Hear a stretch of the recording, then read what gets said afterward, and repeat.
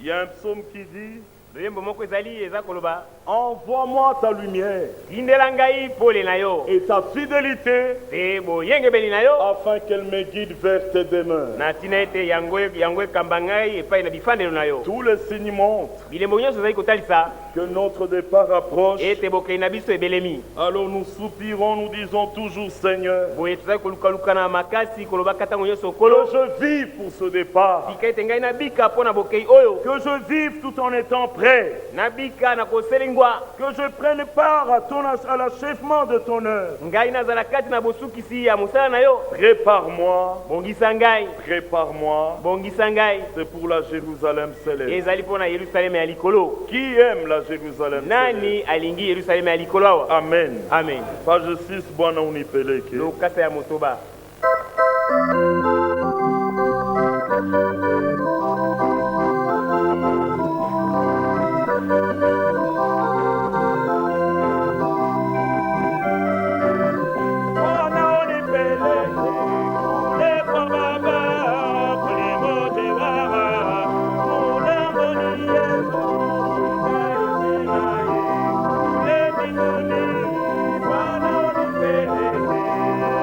Baba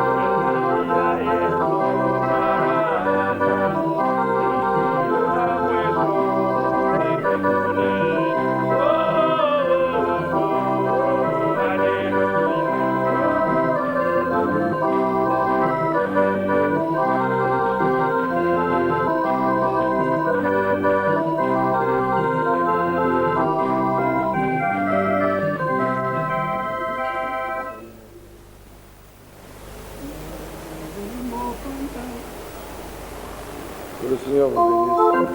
Polo apambolabino.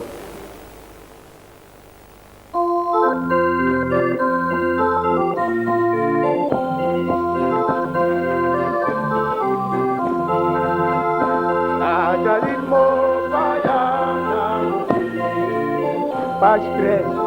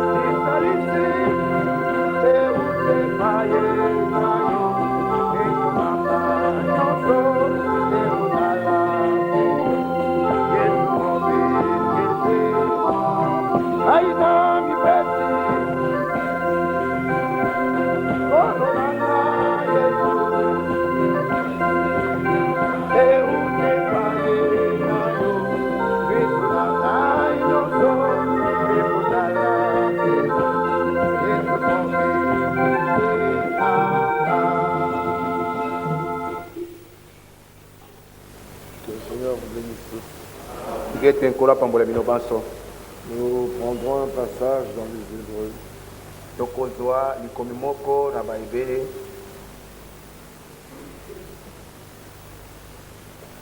Et nous demanderons à Dieu de nous rendre attentifs à sa parole. Nous sommes dans Hébreux au chapitre 5. Veuillez vous lever, nous allons prier.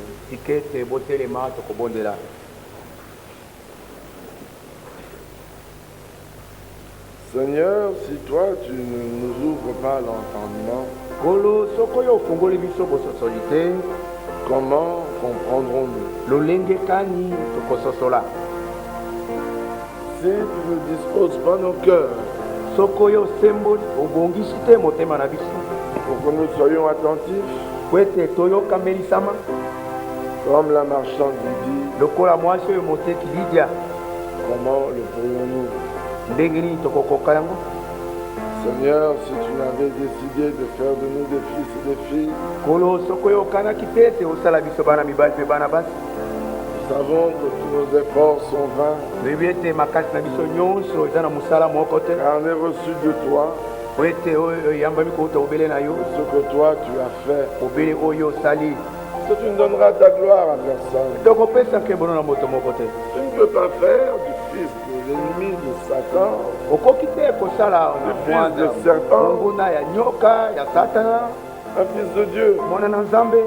Seuls les fils de Dieu peuvent être fils de Dieu. Nous croyons que c'est ce que tu as fait de nous. Si nous sommes ici en ce lieu, c'est parce que nous croyons que tu nous as déjà choisis. Et non seulement choisis, mais tu nous as appelés pour nous faire connaître, Seigneur, ce que tu as résolu de faire avec nous. Nous ne voulons pas être trouvés dans les plans des hommes, mais nous voulons être trouvés dans ce que toi tu fais. Être des témoins. Témoins de ton action et participants de ton plan, afin de participer à l'aspersion du sang de Jésus.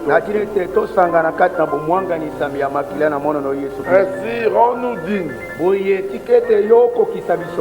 rends-nous capables,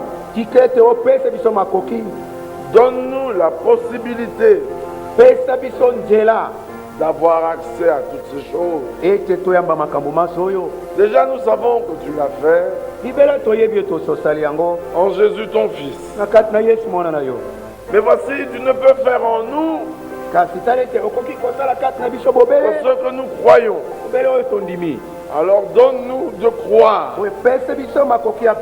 la parole de la promesse, des promesses réservées pour ce temps de la fin, afin que lorsqu'elles s'accompliront, elles puissent trouver vie en nous, et qu'un jour nous puissions revêtir la gloire qu'avait revêtu ton Fils le jour de la transfiguration, car tu l'as déjà dit toi-même que le Père nous a choisis pour le salut, par la sanctification de l'Esprit, afin que nous soyons semblables à l'image de son Fils premier-né. Nous marchons avec cette espérance, repassons sans cesse ces choses dans nos cœurs, sachant que ce que tu as dit, tu le fais. Tu n'es jamais en retard. Oh, tu es un Dieu parfait. Et tu veux qu'on reconnaisse que tu es le seul vrai Dieu. Tu es un Dieu vrai. Parce qu'il y a des dieux faux, idoles, qui entraînent le monde dans l'erreur. Mais pour nous, la voie de la justice nous est réservée. Que la gloire te revienne. Bénis ces moments que nous passons. Que chaque âme qui est entrée ici ne puisse pas ressortir telle qu'elle était. Que chacun puisse dire: notre cœur ne brûlait-il pas au-dedans de nous lorsqu'il nous parlait, qui disent comme les disciples sur le chemin d'Emmaüs, eux qui avaient peur de la nuit des brigands et des gangsters, qui fassent demi-tour en pleine nuit,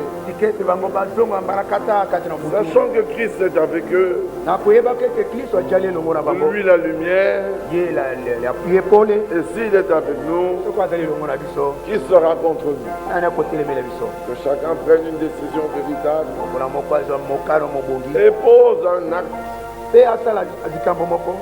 de foi, marchant dans tes voies, que tous sortent transformés, ayant chacun abandonné nos voies pour marcher sur le chemin que toi tu nous as tracé. Nous l'avons demandé faiblement, demandant de oindre nos lèvres, de circoncire nos cœurs, de nous ouvrir l'entendement et les yeux. Tout cela dans le nom de Jésus. Amen. Hébreux 5, nous allons lire. Je sais que la prière a été longue, mais nous allons quand même rester debout pour lire.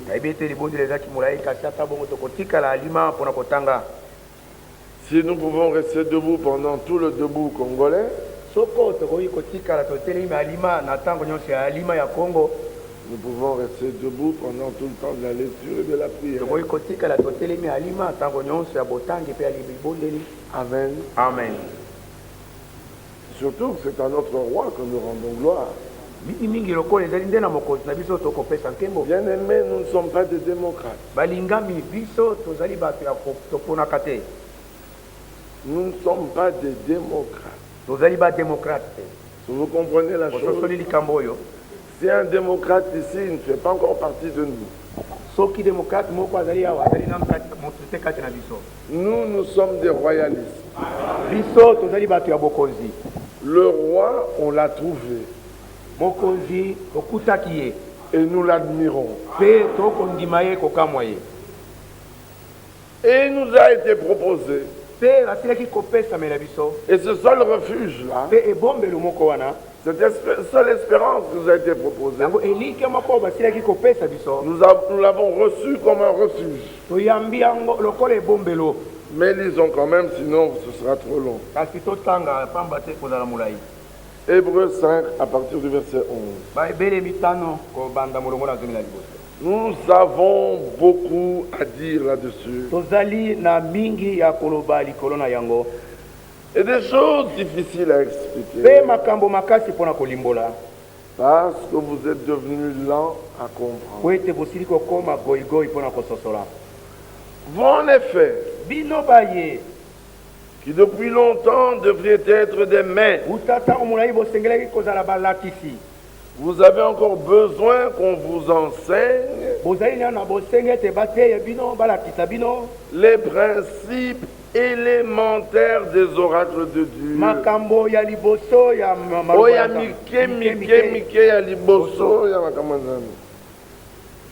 Vous en êtes venus avoir besoin de lait et non d'une nourriture solide, parce qu'elle va vous rendre malade. Or, quiconque en est au lait n'a pas l'expérience de la parole de justice,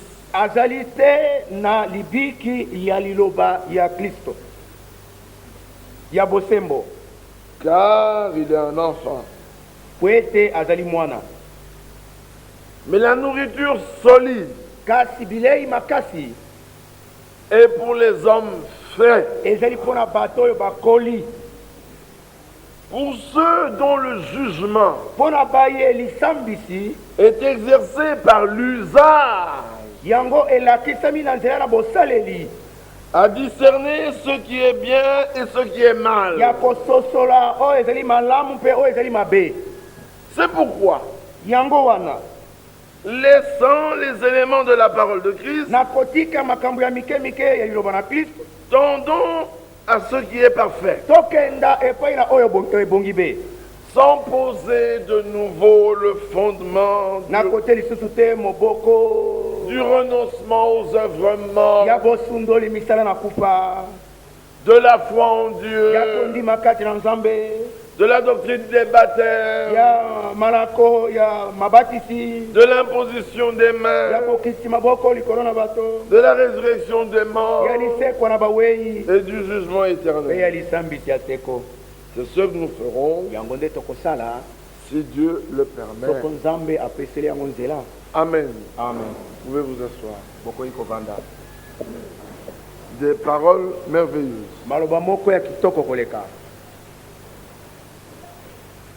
Paul s'adressait aux Hébreux, c'est-à-dire des hommes qui avaient eu d'abord l'Ancien Testament, qui avaient été enseignés dans l'Ancien Testament, de Genèse jusqu'à Malachie. Des hommes qui connaissaient la loi, le culte, les patriarches, les promesses. Ils connaissaient les commandements de Dieu. Ils connaissaient ces choses. Et en plus, ils connaissaient l'histoire de Dieu avec Israël. Et ils savaient qu'Israël était choisi. Et eux étaient des Hébreux. Donc un peuple choisi. Paul ne pouvait pas leur parler n'importe comment. Je ne comprends pas pourquoi les gens aujourd'hui se font tant de peine quand ils entendent les prédications. À chacun est destiné ce qui lui est dû. Mon frère, si tu es un Romain, je passerai mon temps à t'expliquer de ne pas croire à la créature,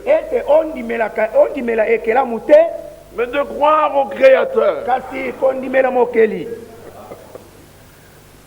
C'était le problème des Romains. Il fallait même qu'on leur explique que l'homosexualité n'est pas bonne. Vous vous rendez compte à quel point ils étaient souillés? Les Romains. Il fallait qu'on leur explique tout cela. Il fallait qu'on leur explique, mais vous ne comprenez pas qu'ayant la paix avec Dieu par la mort de Jésus-Christ, mais vous êtes justifiés. Ça leur était difficile à comprendre. Pourquoi? Il n'y avait pas de fondement.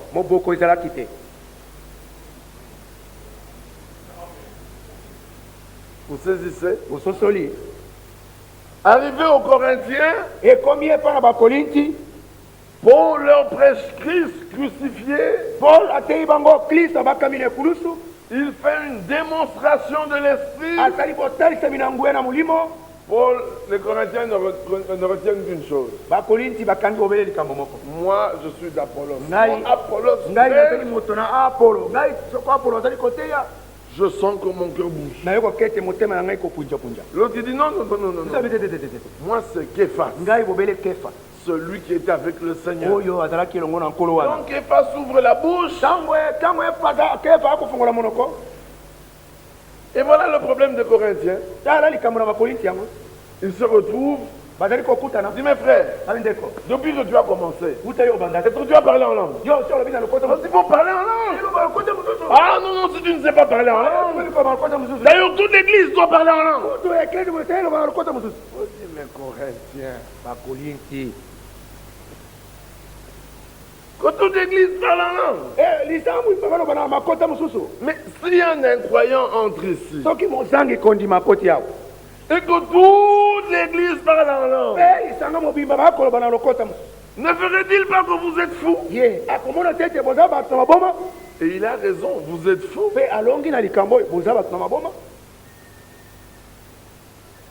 Mais s'il entre Et les pensées des cœurs sont révélées. Mais il tombera sur sa face. Il louera Dieu. Et il reconnaîtra que Dieu est parmi vous. Donc voilà ce que vous allez faire. Quand vous vous réunissez, les dons ne doivent pas s'exercer n'importe comment. Les dons de l'esprit ne s'exercent pas n'importe comment. Et puis, pour que vous soyez sûr que vous n'allez pas dans n'importe quoi, je vous donne la liste de dons de l'esprit.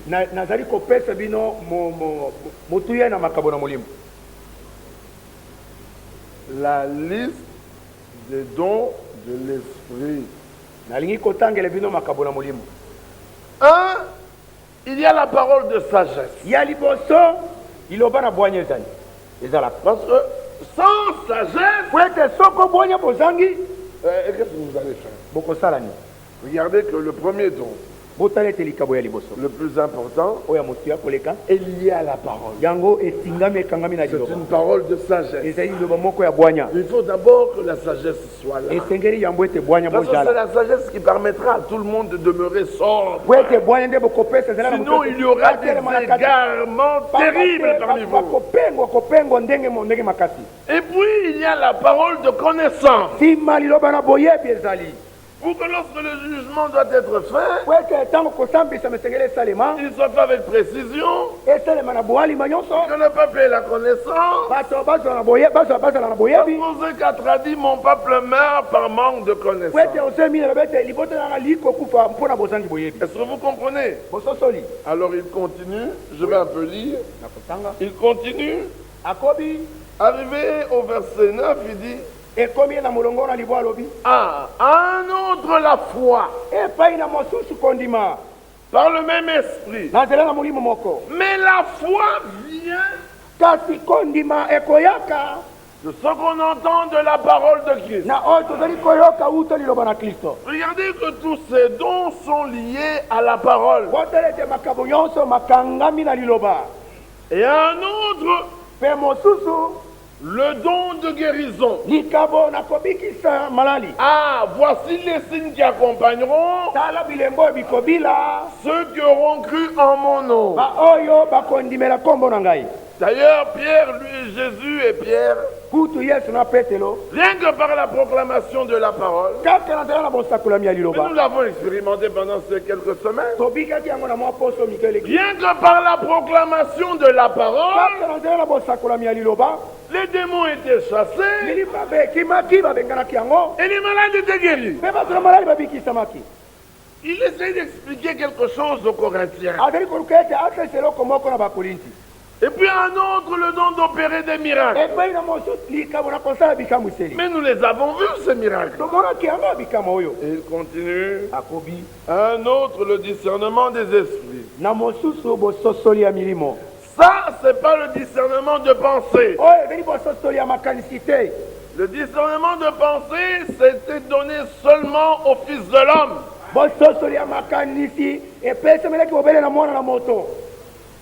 Regardez à travers la Bible, seuls ceux qui avaient ce ministère-là pouvaient faire le discernement de pensée. Et dans cet art, un seul a eu le ministère du Fils de l'homme, c'est William Branham. Pourquoi? Parce que celui qui sème la semence, c'est le Fils de l'homme. Alors comme la semence lui avait été confiée, la semence de restauration, pour que l'enseignement d'aujourd'hui soit exactement le même que celui de Paul, Dieu lui avait donné le ministère du Fils de l'homme. Alors il avait le discernement de pensée. Mais le discernement de l'esprit, c'est pas le discernement de pensée. Non. Quand quelqu'un parle, soit il prophétise, soit il parle simplement. On discerne par quel esprit il parle. Ça, c'est le discernement de l'esprit. Ce n'est pas le discernement de pensée. Le discernement de pensée entre dans ton cœur. Remonte tout le cours de ta vie. Pour te dire même tout ce qui est caché. Un seul a eu cela. Quiconque prétend le faire est un imitateur. C'est l'ange de l'ennemi. Est-ce que c'est clair? Je n'ai pas bien entendu. Est-ce que c'est clair? Un autre, la diversité des langues. Regardez où se trouve le parler en langue. À la fin de tous les dons. Mais c'est justement le don que les pentecôtistes aiment le plus. Qui est justement le plus petit de tous. Le parler en langue. Il est à la fin. Parce que tout de suite après, c'est l'interprétation. Les deux vont ensemble. Donc Paul disait, si quelqu'un parle en langue, il prie pour interpréter. S'il ne sait pas interpréter, alors il n'y a personne dans l'assemblée pour interpréter. Mais qui se tait. Amen. Amen. Les uns parlent dans les langues des hommes, les autres dans les langues des anges. Mais les pentecôtistes se précipitent sur le parler en langue. Et c'est pour eux la preuve du Saint-Esprit. Alors l'âne de Balaam avait le Saint-Esprit. Parce que l'âne de Balaam a parlé en langue. Et l'Écriture dit, et l'ânesse muette fit entendre la voix d'un homme. Donc, l'âne était rempli du Saint-Esprit. Il y a quelque chose qui va pas. Parler en langue ne veut rien dire. Allez chez tous les médiums. Ils parlent tous en langue. Allez. Il y en a qui parlent en portugais, d'autres en anglais, d'autres en je ne sais quoi. Mais ils ont toujours un petit truc à vous donner. Alors, Paul avait souffert avec les Corinthiens. Il avait cru trouver sa consolation chez les Galates.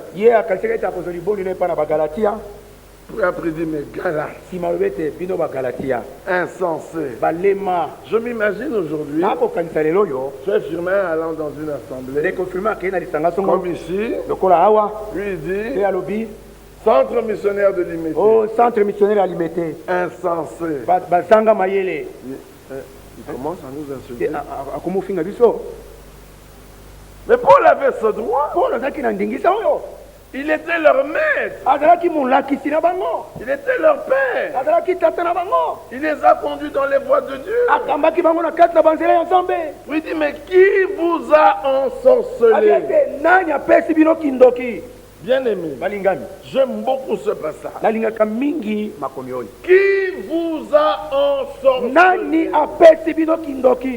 Aujourd'hui, dans les mouvements charismatiques, dans les groupes de prière, dans les milieux de réveil, le principal don qui existe, c'est le discernement des sorciers. Mais dans l'église primitive, parmi les 9 dons, le don de discernement des sorciers n'existait pas. Mais c'est quelle église ça?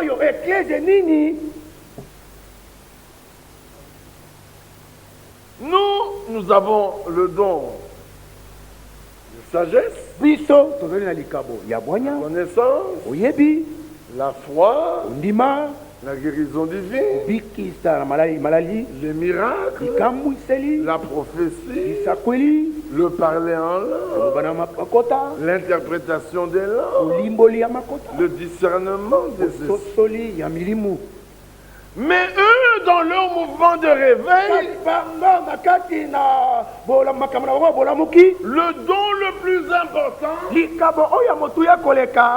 pas le parler en langue, c'est le discernement des sorciers. Mais Paul demande aux Galates, Galates, qui vous a ensorcelé? Regardez où sont les vrais sorciers. Qui vous a ensorcelé? Vous qui courez bien. Après la prédication que je vous ai donnée, l'esprit que vous avez reçu, c'est par la prédication de la foi ou par la prédication de la loi. L'homme qui est venu avec un autre enseignement parmi vous, là, c'est lui qui vous a ensorcelé. Donc les vrais ensorceleurs, donc les vrais sorciers, ils sont là à la scène.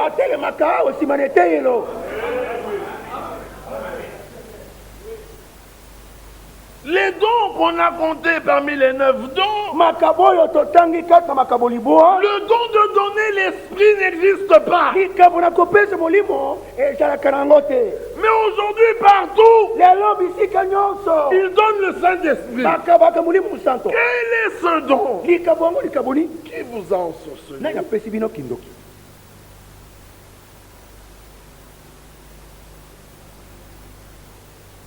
Quand un homme est déjà ensorcelé, c'est terminé.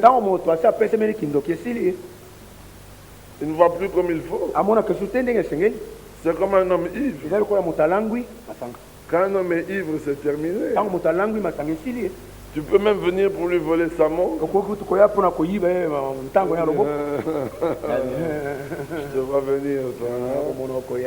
Je vais me piquer ma montre. C'est malin, ça. C'est pas de bonnes choses. Pendant qu'il est en train de dire ça, Job est en train d'enlever la montre. Ah, je t'ai vu. Où penses-tu aller avec ma montre? Je la retrouverai.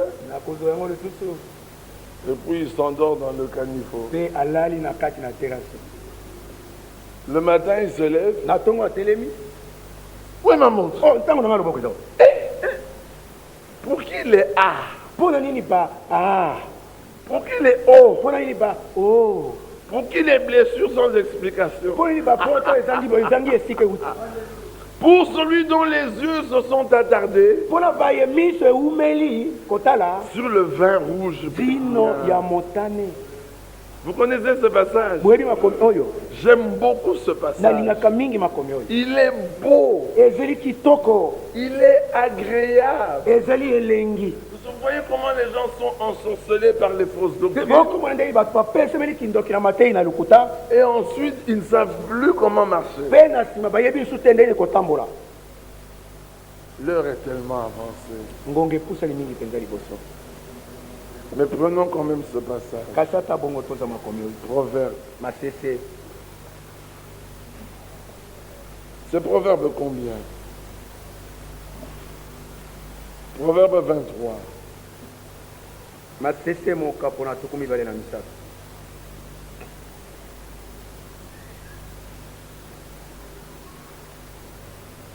Commençons au verset 27. Commençons au verset 26. Mon fils, donne-moi ton cœur. Frère, prenez chaque parole pour vous. Que tes yeux se plaisent dans mes voies. Amen. Amen. Car la prostituée est une fosse profonde. Et l'étrangère Un puits étroit. Je vais vous raconter une histoire malheureuse. Il y avait autrefois un puits en Italie. Et les gens ne savaient plus qu'il y avait un puits là. Un enfant est allé jouer. Le puits faisait peut-être un diamètre de 45 cm. 45 cm ou 50 cm. Il n'y avait pas moyen qu'un homme de masse normal puisse y entrer. Il fallait trouver quelqu'un d'assez fin. Et puis même entrer dedans, il devait entrer la tête en bas. Parce que entrer dans ce puits, il ne pouvait plus se retourner. Alors on en a pris un. L'enfant était tombé dans le puits. L'enfant était vivant. On a fait descendre un micro avec un baffle. Et l'enfant parlait, on l'entendait. Et le puits était profond. Et on filmait. Le premier qu'on a fait descendre, arrivé à la moitié du chemin, l'homme est fait pour avoir la tête en l'air et les pieds en bas. Mais lui, il avait la tête en bas et les pieds en l'air. L'afflux de sang à la tête,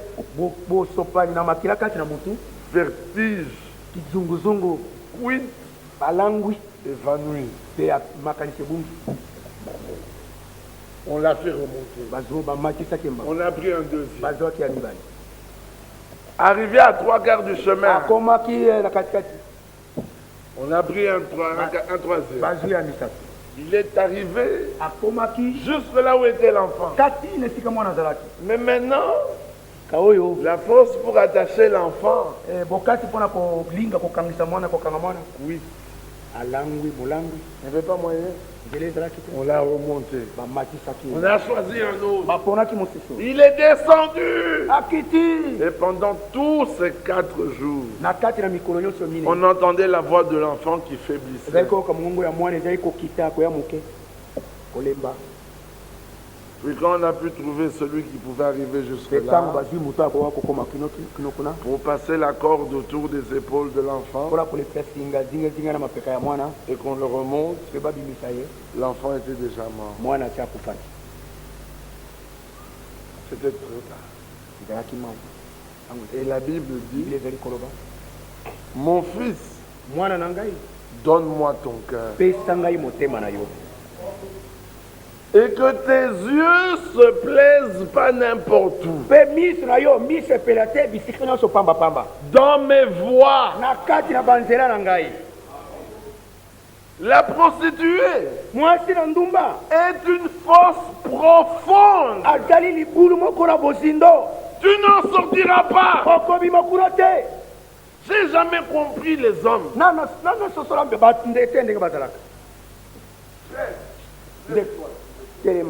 Voyez notre jeune frère. S'il est dans un trou de 4 mètres, tu peux t'asseoir. Moi je suis en haut avec une corde. Le faire sortir du trou. Et lui me faire entrer dans le trou. Il aura plus de facilité que moi. Malgré toute l'énergie que j'ai, je peux le tirer jusqu'à 3 mètres, à 2 mètres. Et là, à 2 mètres, s'il fait ça, lui et moi en bas. Mais il y en a qui s'imaginent. Ils peuvent aller prendre des gens dans des fosses profondes et les en faire sortir. Vous avez plus de chance d'y rester que lui d'en sortir. Et en général, ce qui se passe, c'est que toi tu tombes et lui il sort. Mais j'ai un témoin ici qui se cache derrière le poteau. Je ne veux pas citer son nom. Elle était parmi nous. Et l'autre était dans un puits profond. Où est-il? Il n'est pas là aujourd'hui. Et celui qui était dans le puits profond, et elle qui était ici, ont commencé les discussions. Vous connaissez la suite? Il y a eu un échange. Elle est allée dans le puits profond. Et l'autre est ici maintenant. À l'aise, hein? Il dit, ah frère, aujourd'hui Dieu m'a parlé. Mais il a laissé l'autre dans un puits profond. Donc faites attention.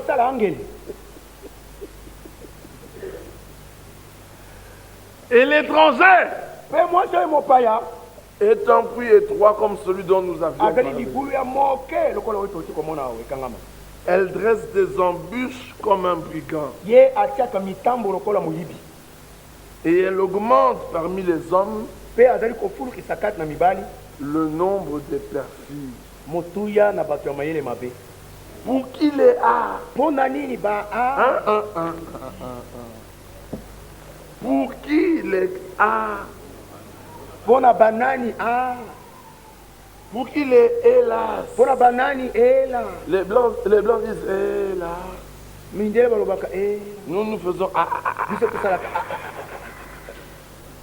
On a nos expressions, vous savez.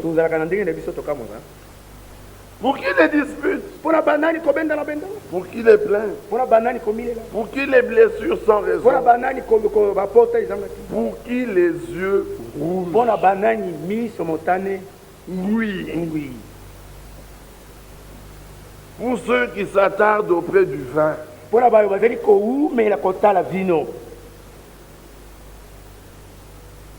Pour ceux qui vont déguster du vin mêlé. Ne regarde pas le vin qui paraît d'un beau rouge, qui fait des perles dans la coupe.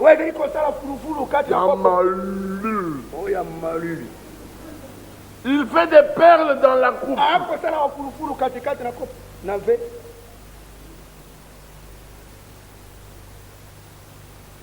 Et il coule aisément. Il finit par mordre comme un serpent. Ne crois pas que tu peux jouer avec ça. Il finira par mordre comme un serpent. Et après être mordu comme un serpent, vous voyez que c'est plusieurs étapes. Hein?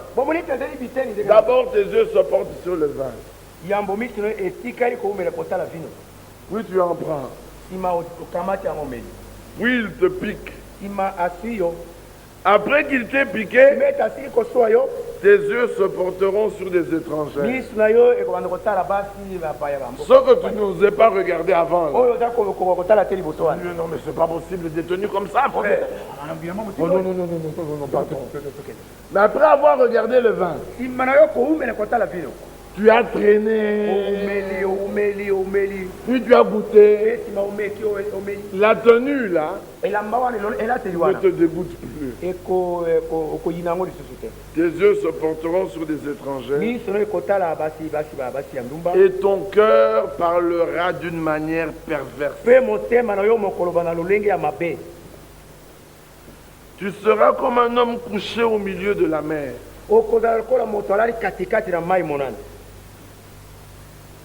C'est terrible, hein? Vous savez, quand vous êtes couché dans votre lit, vous tournez dans tous les sens. Mais toi, tu es au milieu de la mer. Tu as oublié. Tu crois que tu es dans ton lit. Et tu dors sur une planche. Et puis tu fais...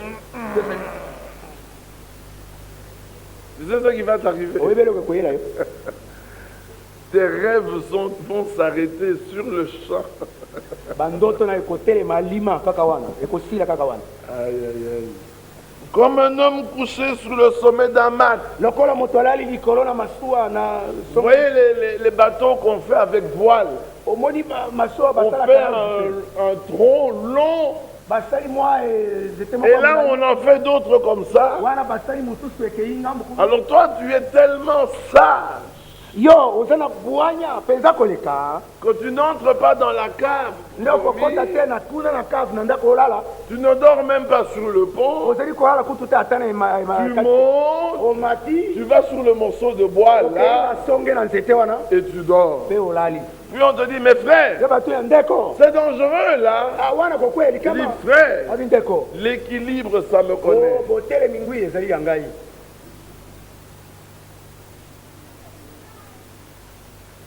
Croyez-vous qu'un homme comme ça va subsister? Alors, verset 35. Et on m'a frappé. Mais je n'ai point de mal. On m'a battu. Il y a une blessure ici. Je ne sens rien. Quand je me réveillerai,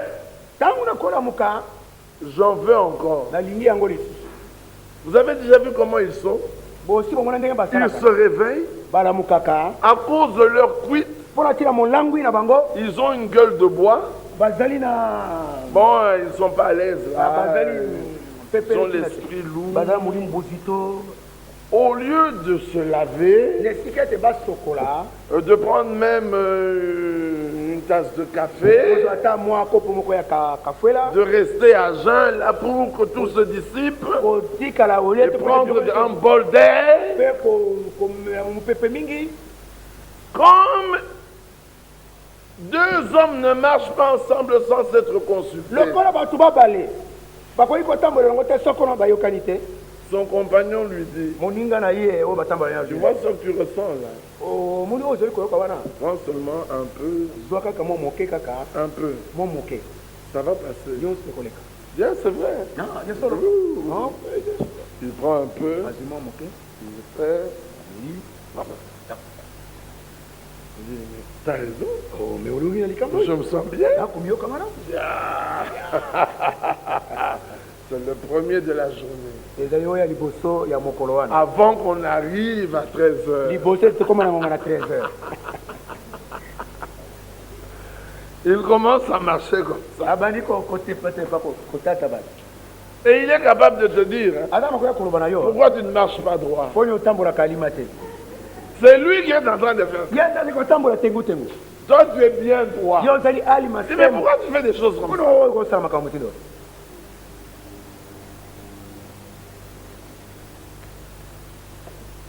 Dis-moi bonjour. Dis-moi bonjour. Bonjour. Tu fais encore passer ta main à côté. Je t'ai dit, dis-moi bonjour. Toi ne bouge pas. Comment je te dis bonjour? Non.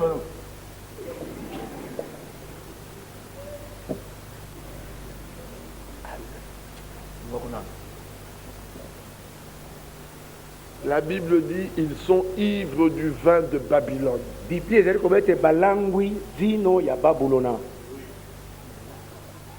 L'ivresse est mauvaise. Vous croyez que je parlais des hommes qui s'enivrent comme ça? Je parlais de l'ivresse de l'interprétation. De la parole qui n'est pas la parole biblique. Regardez, il y a un Job. Mais lui, parce qu'il est ivre, il envoie deux. Il dit, pourquoi vous venez à deux? Alors je dis, je suis seul. Vous êtes à deux. Tu es là. Et l'autre qui te ressemble. La l'ivresse est encore limitée. Quand l'ivresse augmente, il regarde. Il dit, mais ils sont à trois. Le Père, le Fils et le Saint-Esprit. Mais ils se ressemblent. Bon, les trois font un. Allez, Job. L'ivresse de Babylone est terrible. Vous avez vu comment il a commencé? Il a d'abord divisé, puis il a divisé.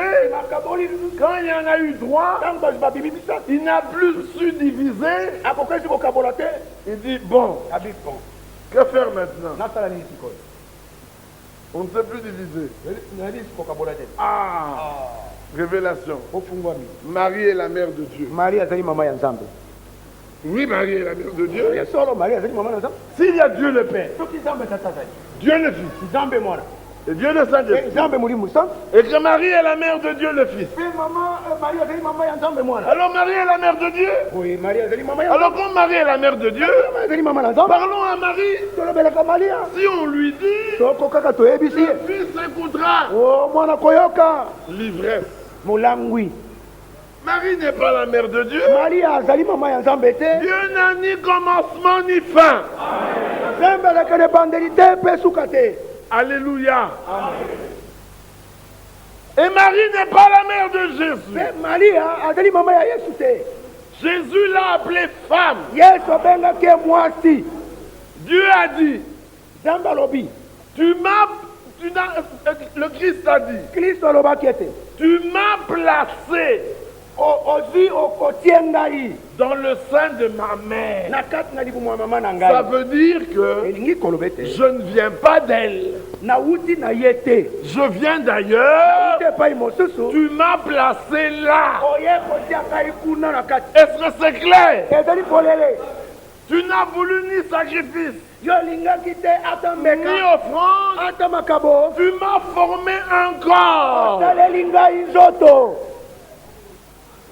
Un jour en Italie, il y a eu une chose triste. La fille concevait. Mais elle ne savait pas garder les grossesses. Le col restait ouvert. Alors le docteur n'a trouvé qu'une solution. Elle dit, quand tu conçois, on prend le fœtus et on le met dans le sein d'une mère porteuse. Ils se sont mis d'accord. Ils ont signé les accords. Quand elle a conçu, on a pris l'enfant, on l'a mis dans le sein de l'autre femme. Elles étaient devenues de grandes amies. 9 mois après, l'autre femme accouche. Maintenant, il faut rendre l'enfant. Elle dit pas question. Ça, c'est mon enfant. Elle dit, mais non, c'est son enfant. C'est son enfant. Elle a enfanté. Dit, mais vous savez que... Est-ce qu'elle a souffert pour lui? Demandez-lui si elle a eu des contractions. Demandez-lui si sa démarche a changé. Jusqu'à présent, mon bassin n'est pas rentré en place. À cause de cet enfant. Et vous voulez que je le lui donne? C'est mon fils. L'autre qui dit... Si on ne l'avait pas pris de mon ventre, et on ne l'avait pas mis dans ton ventre, est-ce que tu l'aurais eu? Il dit, mais on l'a mis. Ils sont allés au procès. Mais c'est difficile. Vous vous en riez. Mais pour une femme qui n'est pas la mère, mais elle a porté quand même cet enfant pendant 9 mois. Le cœur battait. Elle l'entendait bouger. Elle s'est habituée à lui. Elle a vécu avec lui. Elle l'a nourri par le cordon ombilical. L'enfant sort et on le prend. C'est pas facile. Et pour la mère, qui sait que c'est son fils, qui est dans le sein d'une étrangère, mais il a fallu la loi pour trancher. Et quand on a tranché, comme l'autre avait signé, on a rendu l'enfant à la vraie mère, celle qui avait conçu. Mais il fallait entendre les pleurs. Il fallait entendre les pleurs. De même qu'on avait mis l'enfant dans le ventre de cette mère, Jésus a été mis comme ça dans le sein de Marie. Par Dieu. Jésus n'avait rien de Marie. Il n'avait pas une goutte de sang de Marie. Pas une goutte de sang de Joseph. Jésus n'était pas juif. Jésus était Dieu manifesté en chair. Alléluia. Il était venu pour accomplir le plan de Dieu. Dieu a un plan. Les églises ont des plans. Les communautés ont des programmes. Ils écrivent même 7 jours de miracles. Ils programment leurs miracles. Un miracle programmé n'est plus un miracle. C'est miracle quand ça nous surprend parce que c'est pas programmé, c'est pas prévu.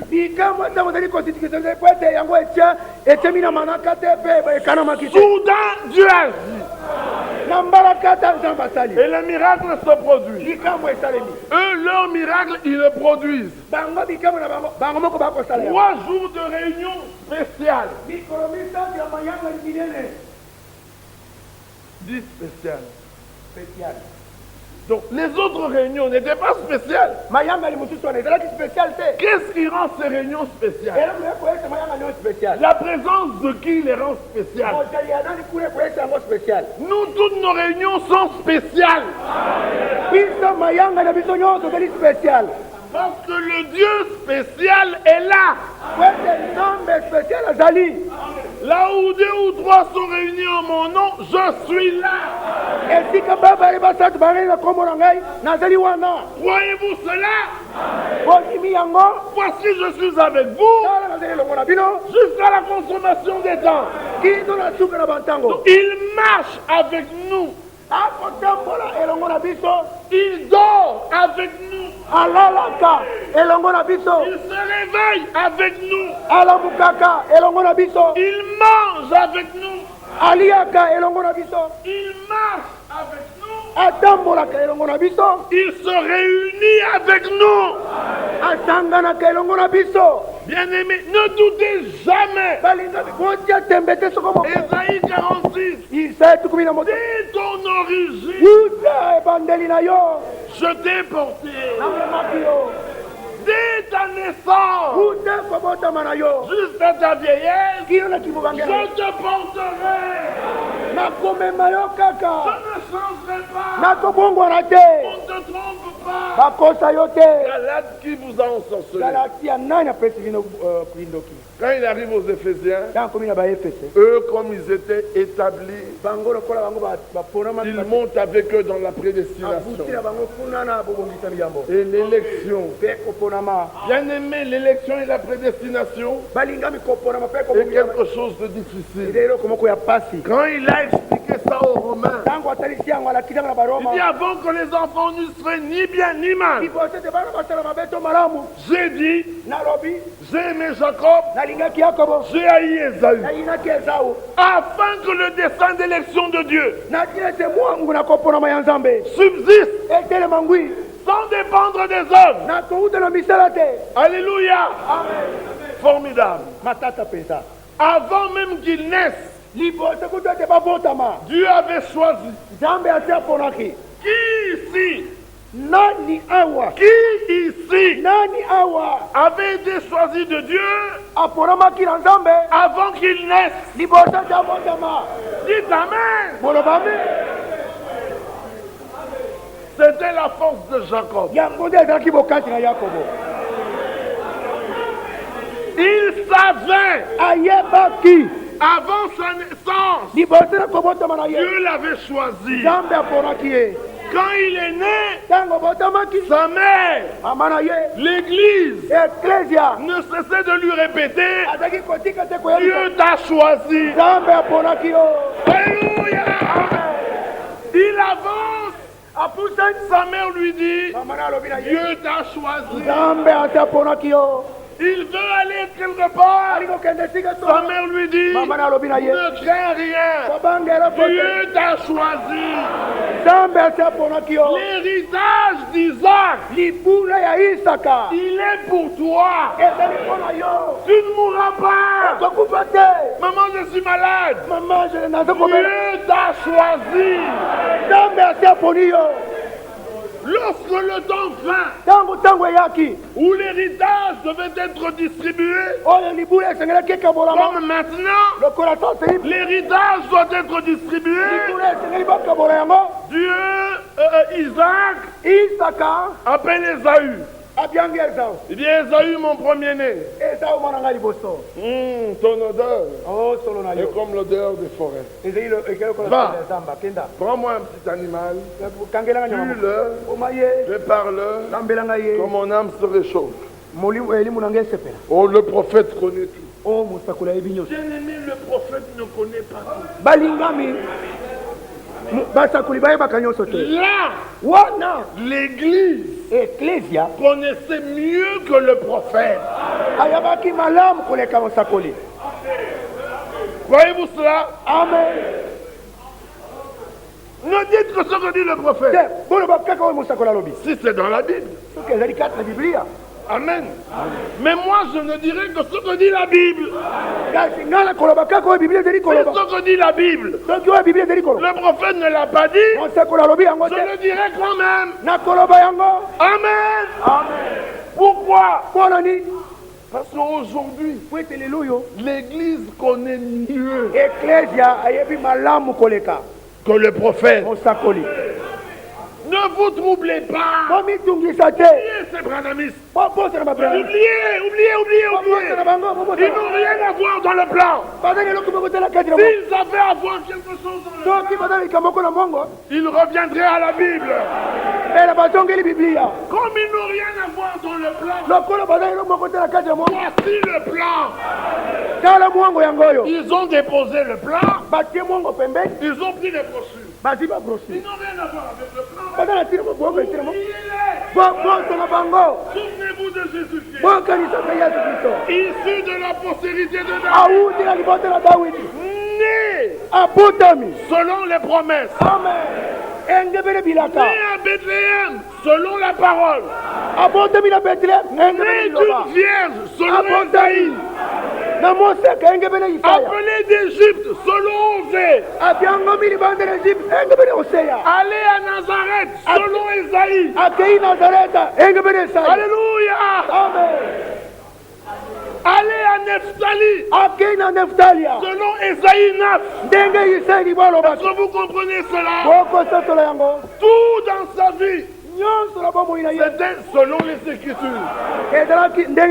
Quand Dieu dit, moi je crois. Le reste, c'est le problème de Dieu. Dieu regarde, il dit, il y a une de mes paroles qu'on a cru, je dois l'accomplir. Calme, je dors. Dieu doit accomplir. Voyez-vous cela?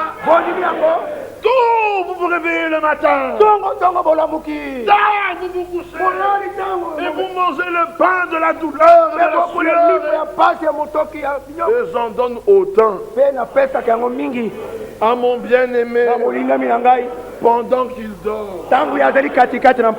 Voyez-vous cela? Dieu veut des hommes qui croient. Alléluia. Ésaü sort. Rebecca écoutait. Rebecca vient. Elle dit, Jacob, le temps de la bénédiction est... Amen. Le temps de la bénédiction, le temps de l'héritage est venu. Ésaü est allé chercher dans la forêt. Mais moi, j'ai déjà un chevreau pour toi. Habille-toi des habits d'Ésaü.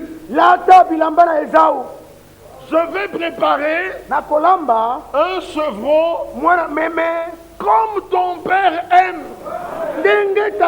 Alléluia. Amen. Voilà pourquoi nous voulons prêcher comme Dieu aime. Je vais préparer comme ton père aime. Quand il aura mangé, certainement, il te bénira. Et Jacob dit, mais maman, ma voix est différente. Je n'ai pas de poils. Si papa m'attrape, il va me maudire. Il dit, mon fils, ne crains rien. Quand tu étais dans mon ventre, Dieu a dit, j'ai aimé Jacob. Ça commence où? Mais dans le ventre. Ça commençait quand? Il y a longtemps. Avant la fondation du monde. Dieu nous a aimés. Prends les habits d'Ésaü. Il porte. Et puis la mère prépare. Et il dit, Père, me voici. Le père était devenu aveugle. Il dit quoi? Esaü, mon fils. Tu es déjà là. Jacob dit, Dieu a été bon. Il a fait passer devant moi. Mais c'est vrai. Il a fait passer devant moi un animal. Voilà pourquoi je suis là. Le père dans son cœur dit, la voix c'est la voix de Jacob. Il dit, approche mon fils. Esaü, que je sente ton odeur. L'enfant s'approche. Il sent l'odeur. L'odeur est l'odeur d'Esaü. Il tient jusqu'aux mains. Il y avait des poils. Mais c'était des poils qu'on avait collés. Tout est comme Esaü. Mais la voix est la voix de Jacob. Jacob qui dit, Père, c'est moi. C'est moi ton fils. Esaü. Dieu m'a béni. Alléluia. Amen. Il dit, approche que je t'embrasse. Assurément, l'odeur et tout, c'est Esaü. La voix c'est Jacob. Néanmoins, je te bénirai. Tu domineras sur tes frères. Croyez-vous cela? Tu posséderas la porte de tes ennemis. Alléluia.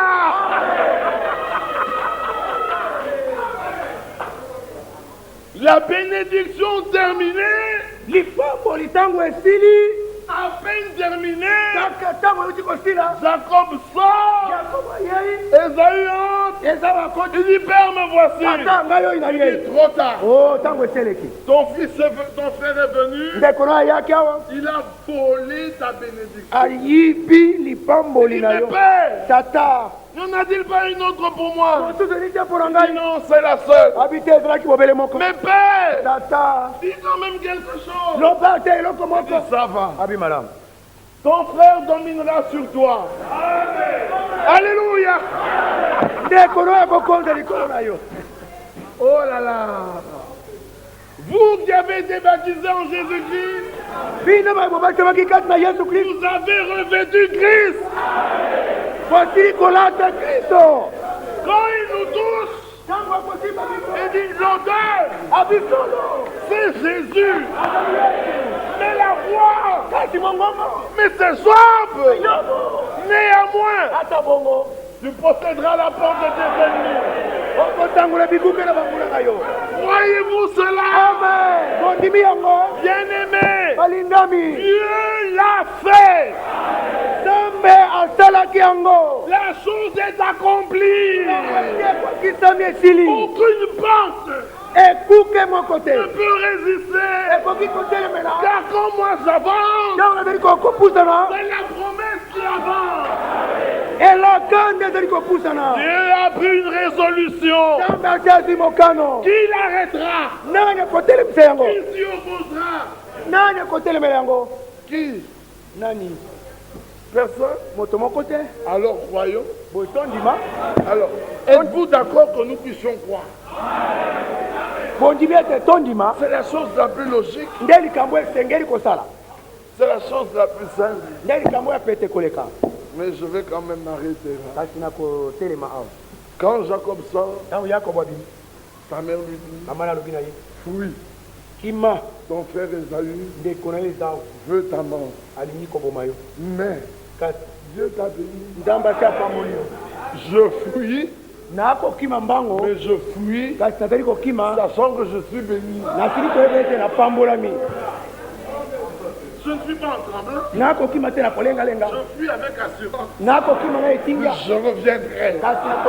Et je régnerai. Car Dieu m'a choisi. J'attends le temps. Maintenant, c'est le temps. Maintenant, c'est le temps. La pluie arrive. Croyez cela. Dieu veut faire une action puissante avec des hommes qui croient. Qui croient quoi? La parole. Ne sortez plus d'ici. Restez ici. Quel que soit le problème, tu sens que tu veux sortir. Rentre. Dis Seigneur, je ne suivrai pas là-bas. Charge-toi de cela. Êtes-vous prêts? Êtes-vous prêts? La victoire est pour vous. La victoire est pour qui? Nous voulions montrer des choses, mais voilà le début et à peine nous avons terminé. Mais cela a déjà fait la différence. Tous ceux qui ne sont pas élus, ceux qui n'ont pas la parole, ont senti qu'ils ne l'ont pas. Et ceux qui l'ont savent qu'ils l'ont. Alléluia. Amen. Oh, pourquoi? Nous poursuivons des objectifs différents. Regardez Abraham et Lot. Côte à côte. Ils marchèrent. Ils sortirent ensemble. Mais Dieu avait dit à Abraham, sort. Dans son amour, il a amené Lot. Et ils partageaient tout avec Lot. Ils se sont promenés dans Canaan avec Lot.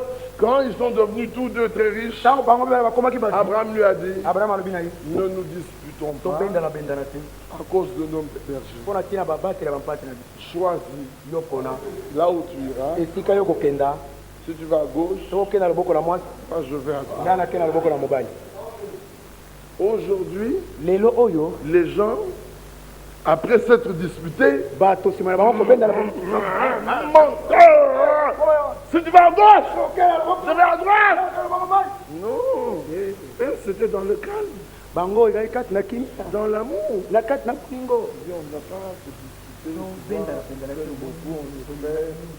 Mais nos bergers ne comprennent pas. Donc toi, choisis. Abraham savait. Abraham était plein de foi. Dieu lui avait dit,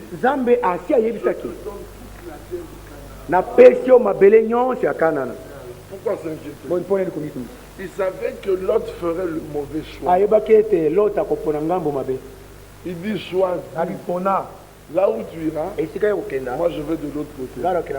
L'autre regarde, il voit la riche vallée de Sodome et Gomorrhe. Il descend.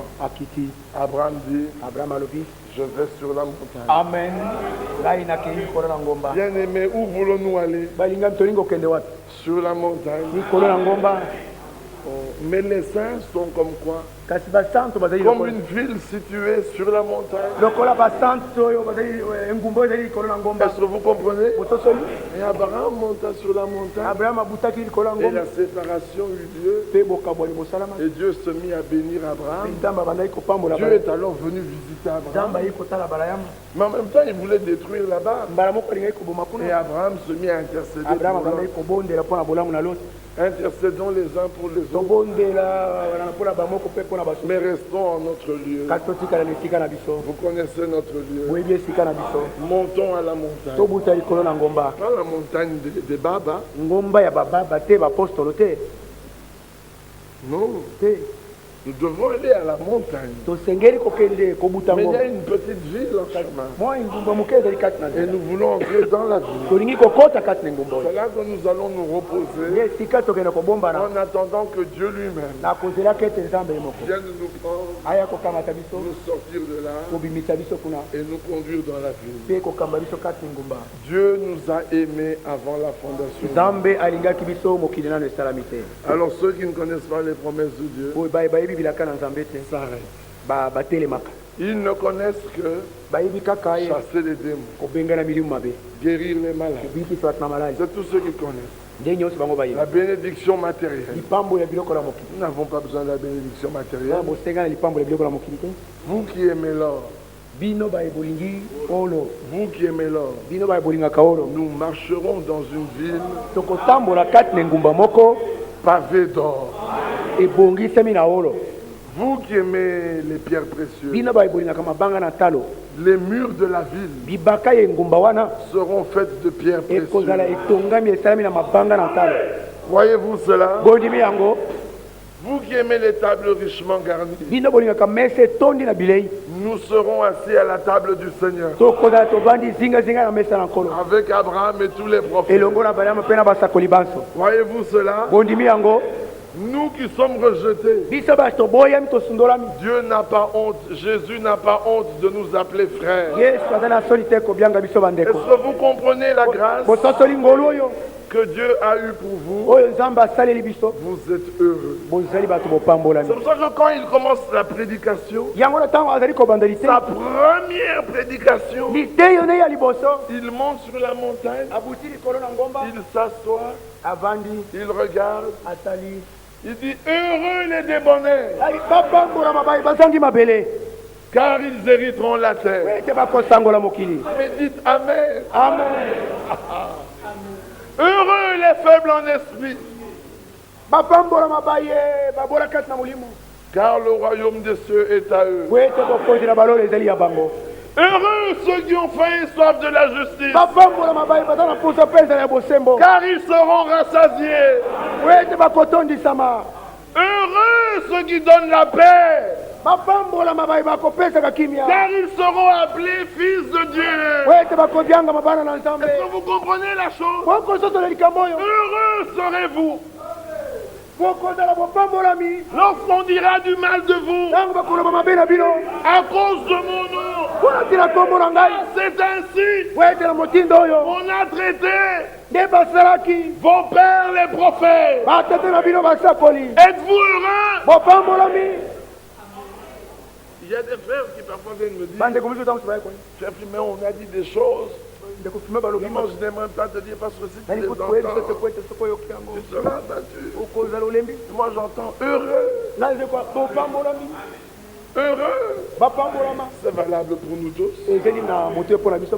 Voyez-vous cela? Vous savez où il est allé là? Il est allé dans la grâce infinie. Elle est infinie. Alléluia. Amen. Elle est avant la fondation des temps. La grâce était là. Et avant la fondation des temps, Dieu t'a fait grâce. Il a laissé les temps venir. Il a laissé la loi sortir. Puis Jésus vint. Pour manifester quoi? L'immortalité. Pour manifester quoi? La grâce de Dieu. Alors il est venu avec dans une main la grâce pour vous pardonner, et dans l'autre la vérité comme semence, pour que vous deveniez comme lui. Ainsi, bien-aimés, nous sommes fils de Dieu. Ce que Jésus est, nous le sommes. Le monde ne le voit pas. Toi-même, tu ne le vois pas. Mais lorsqu'il paraîtra, nous serons tels qu'il est. Vous voyez Matthieu 17, la gloire dans laquelle Jésus était transfigurée là. Vous connaissez Matthieu 17, là où Élie et Moïse avaient paru, et Jésus parut, son vêtement blanc comme la neige, son visage brillait comme du soleil. Dans Jean 17, Jésus dit, Père, je prie pour que la gloire que tu m'as donnée, je la leur donne. Un jour, nous brillerons comme lui, dans des vêtements blancs, le visage brillant plus que le soleil. C'est ce qu'il avait dit à Abraham. Tu le sable de la terre, regarde les étoiles du ciel. Nous brillerons certainement de la gloire de Jésus. Qui croit cela? Qui s'en réjouit? Qui croit que c'est pour lui? On dit Amen. Que Dieu l'entende, que le monde l'entende, que le monde le sache, parce que cela est pour bientôt. Encore un peu de temps. Celui qui doit venir viendra. Et nous partirons. Voyez-vous cela? Levons-nous. Quel cantique allons-nous chanter après une telle joie? Grâce infinie. Grâce infinie.